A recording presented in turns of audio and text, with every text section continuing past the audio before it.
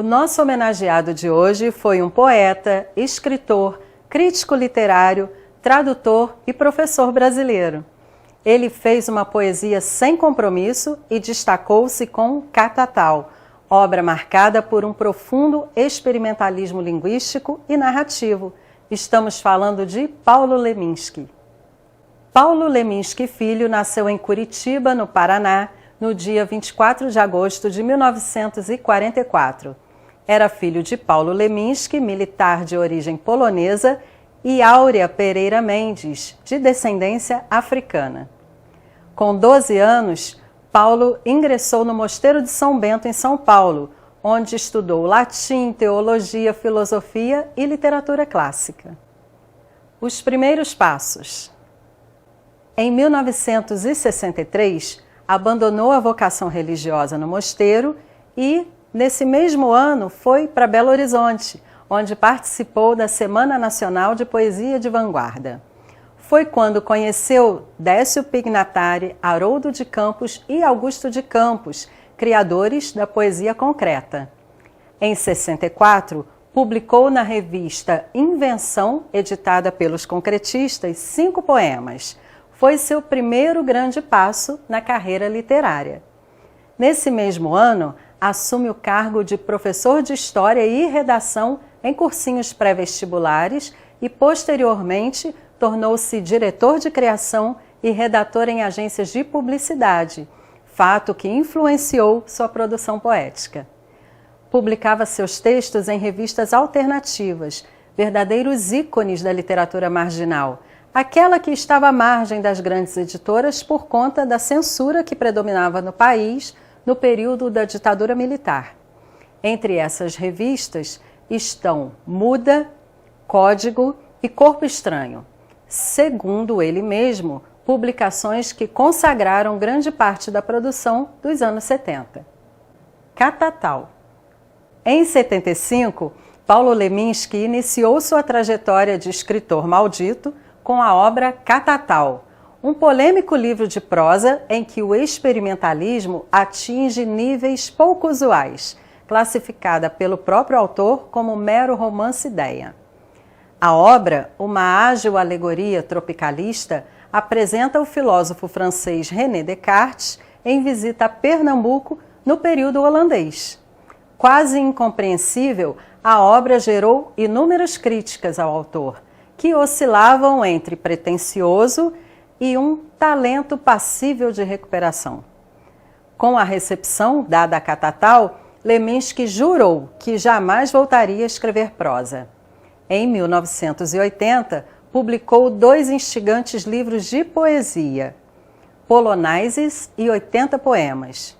Os livros foram lançados com diferença de poucos meses e são herdeiros, na forma, dos melhores momentos da chamada geração mimeógrafo.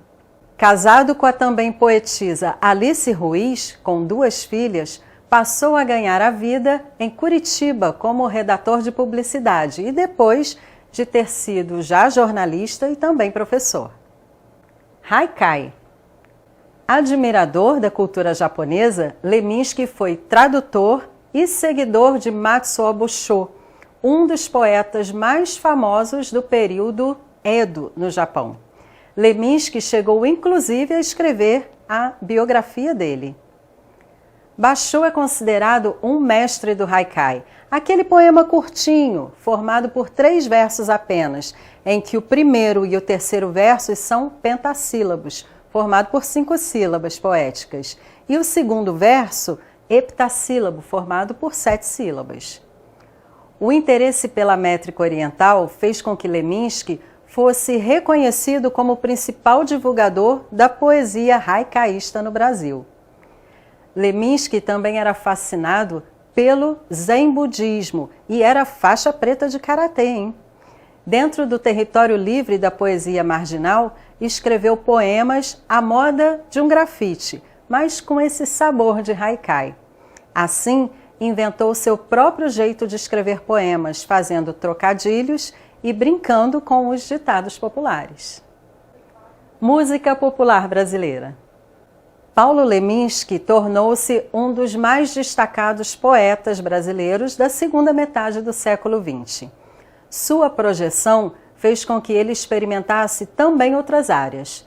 Foi assim que ele escreveu letras de música em parceria com grandes nomes da MPB, como Caetano Veloso, Itamar Assunção e o grupo A Cor do Som. Além disso, exerceu intensa atividade como crítico literário e tradutor, vertendo para o português as obras de James Joyce, Alfred Jarry, Samuel Beckett e Yukio Mishima. Foi sua esposa Alice Ruiz, inclusive, quem viveu 20 anos ao lado dele, que posteriormente organizou toda a sua obra. Paulo Leminski faleceu em Curitiba, no Paraná, no dia 7 de junho de 1989, em consequência do agravamento de uma cirrose hepática, que o acompanhou por vários anos.